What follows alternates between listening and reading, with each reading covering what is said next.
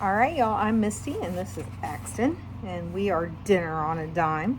And today we are bringing you 10 ways to save money in the grocery store. What do you think, Axton? Do you think we can come up with 10 ways to save money in the grocery store? I don't really know. You don't know? Axton's a little tired today. He's feeling a little run down, so he's just chilling out with me, huh? Yep. I'm gonna go a little You're bit. gonna go? Okay, he's gonna go for a little bit. All right, so these are the 10 easiest ways I can come up with that you can save money in the grocery store in 2025. Okay, if you follow these, I guarantee you will save some money in the grocery store. So number one, shop multiple stores. You cannot go to one store and buy all of your groceries and think that you're going to save the most money by doing it that way. Those days are long gone. Axton's over here like, nope. So he knows we go to multiple stores. So if you will combine your grocery stores, and you have to do it in a smart way, right? I try to make mine in a path kind of so that I'm not like overspending on trips and gas and time to do it and all of those things. Combine your stores. That's going to get you your lowest price possible. So what I like to do, I shop a little differently, right? I'm looking for those clearance deals when I'm in the store. But what am I going in week to week for? I look at the ad, I see where the loss leaders are, and then those are the items that I go in and shop for.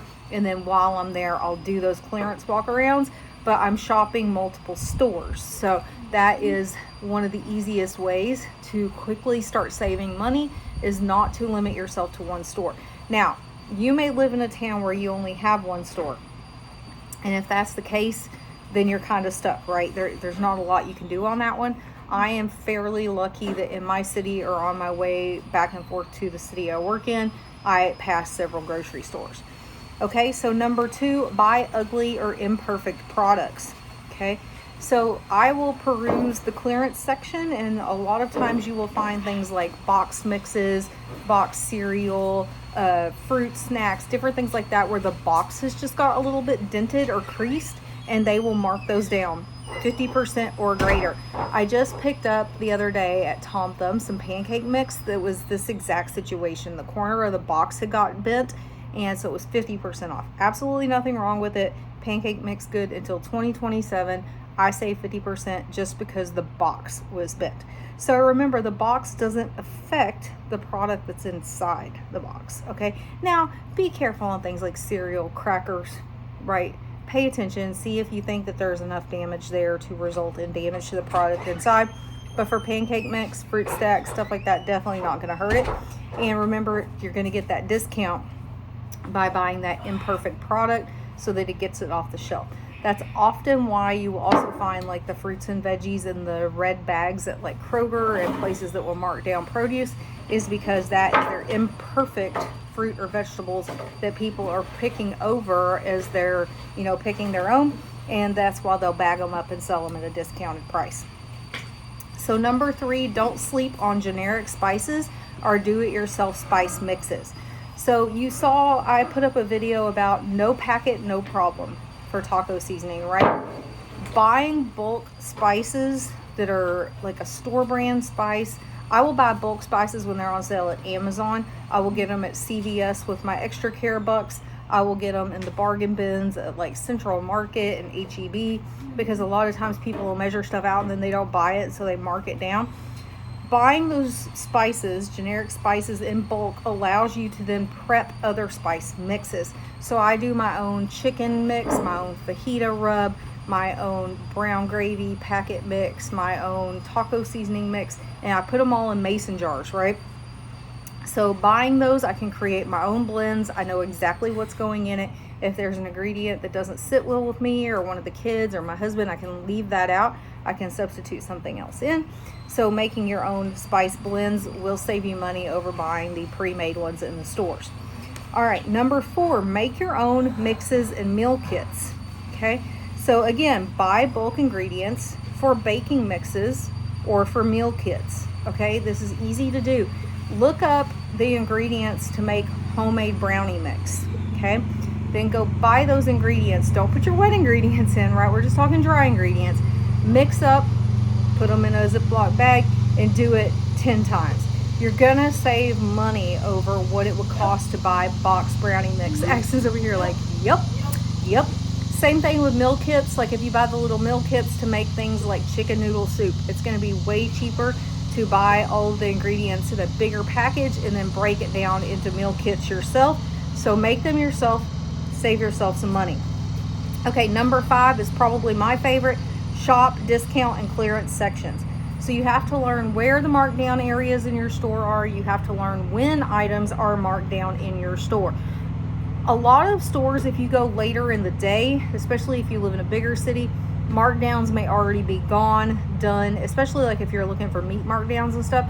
I'm pretty lucky in my area. Even if I go in the evening, I can almost always find stuff, but that may not be the case in your area. So if things are marked down and put out at like 9, 10 o'clock in the morning, don't sleep on it until like 8 o'clock at night and go and expect that you're going to find a whole lot left. Same thing here on the weekends, because there's a lot more people out shopping. It seems like the things leave the store a lot faster. So I would not want to wait until the weekend to be trying to do my clearance or markdown shopping. So if you grab those items that you can while they're on clearance or markdown, then you can stock up your pantry with them. You can freeze what you can't keep out, and you're buying all this stuff at its lowest cost. So when you need it, you're not paying that higher cost for the full price item. Okay. So number 6, grab frozen over fresh. So frozen vegetables, frozen fruits, frozen meats can be cheaper. They can reduce waste because maybe you don't need a whole bag of peas. You can just pull out half a bag and then you can clip it up and put the other half away. And the nicest thing of all is they last longer, right? So your frozen goods are going to last a whole lot longer than your fresh produce that's out on your counter that has to be used within a certain time frame or it's going to go bad. Okay, number 7, use a grocery tracker or price book. Okay, you have to learn where to shop, when to shop, and what your lowest price point is. So that way you can start to understand when something is a good deal. Okay, so I was asking Axton the other night, how much is a loaf of bread at the grocery store? What do you think? How much is a loaf of bread at the grocery store? I forgot. Well, how much do you think it is today? He thinks $9.99 for a loaf of bread. Okay, how do you know if that's a good price or not? It's not. It's not. So if you were used to shopping for bread and you knew, okay, I never see bread below $1.99, right? That's the cheapest I can get it. And then you saw Kroger put it on sale for $1.49. Is that when you should stock up on it? Mm-hmm. He's like, yep. So you've got to start knowing your prices on the items that you buy. And a grocery tracker is a great way, or a price book is a great way to get started with that process. And the more you do it, the less you're going to need something like that, because you're immediately going to know that's a good deal or that's not a good deal. If you don't have a grocery tracker or price book handy, you can always just use your phone. A lot of people, and I do the same, I will just go to Walmart's website, and on my phone I have the Walmart app, and I will just Google the item there. I will see how much it is at Walmart. If it's cheaper at Walmart, I'm not going to buy it, because obviously there's somewhere else I can get it cheaper. But if their price is beating Walmart's price, then I'm more comfortable just going ahead and stocking up on something on the fly. So number 8, join a co-op or a co-share. So we have one in our area. We actually have 2 that are fruit and vegetable co-ops. And so you pay in a share. Ours, for our local one, is now up to $25. It's every 2 weeks. And then you get this huge bag of fresh fruits and veggies to bring home to use. I do it occasionally just for the fun of it, just to see what we're going to get in our basket. This is not something that would benefit us as much as it would other people. If you cook with a lot of fresh fruit, fresh vegetables, it is a great deal. You get a lot of produce in your basket. I showed you in a previous video the haul that I got from doing one of those shares. So I will usually do it when like my mom and my oldest daughter are going to be over. That way we can split up items, because I'm not going to use all of that before it goes bad. So if you do use a lot, especially if you're like vegan or vegetarian, it's a great way to get a lot of vegetables for a cheap amount of money. But for my family, I would rather look for what's in the 99-cent imperfect bags at Kroger. I do a lot more of that than I do the co-ops, but the co-op is a great way to do it. All right, number 9, make sure to price match. So again, comparing those prices before you go, apples to apples. Don't just think that it's the best price because it's in the ad. I've harped on this one before, I'm gonna harp on it again. Brookshire's is the absolute worst about putting something in their ad, especially when they have their buy one get one for a penny sale, and you think, ooh, I'm buying one and getting one for a penny. That's almost like buy one get one free. That's a great deal. No, if you look up the prices at other stores, quite often the two there are costing you more than it would cost you somewhere else. So you have to be careful. And so what I do is anything on the Brookshire's ad that I'm interested in, I just add it into my phone in like the little checklist format, and then I will price match it to Walmart. Again, if it beats Walmart, cool, I'll go ahead and buy it. If it doesn't meet Walmart, I just strike it off my list and I don't even bother. So that kind of ties back to the price book, but the price book's just to help you start learning what are good prices, and then the price match is actually putting that into action, right? Making sure you're getting those best deals. And then number 10, learn to repurpose your food into new meals. So what do I mean by this? Make roasted chicken, then your family eats roasted chicken. Great. Then you pull any chicken off the bones that you have left and you save it for chicken noodle soup, for chicken tetrazzini, for chicken enchiladas. You make ham for Thanksgiving, you have a few slices of ham left. Instead of throwing them away, chop them up, use them for chicken cordon bleu casserole, use it for pizza. Yeah, I was gonna say pizza.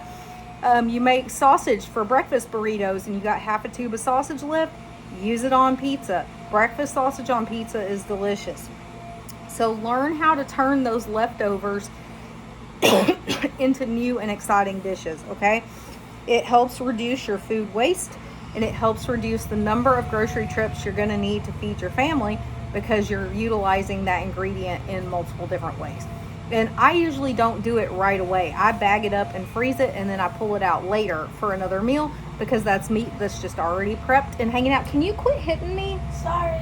He's swinging in the hammock and his knees kicking the back of my chair. All right, so that is it for this video. That is 10 ways that you can save a ton of money in the grocery store in 2025. I promise you, if you put these things into working order, it is going to help you save money. I have been shopping this way for a long time now, and to give you a glimpse into how does this work for me, I put those things into effect this week alone at Tom Thumb. I bought, my total for all of my groceries was $55, but my savings was $69.